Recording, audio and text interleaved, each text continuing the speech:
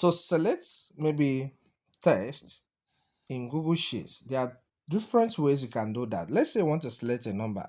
Just tap on the number on the cell containing the number and it is selected.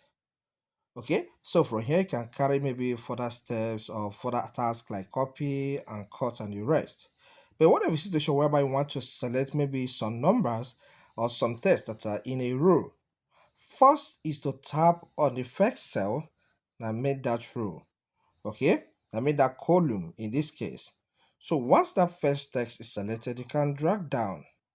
All right, so from the end, you drag down, everything gets selected. So let's say you want to copy from here, you can copy, but if you look at the bottom, you see some average and some other data. All right, at the bottom part of it. So this column with the numbers have been selected.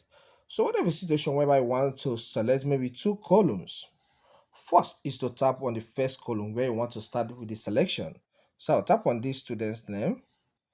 Then once I tap on that, I'll carefully place my finger at the end. All right.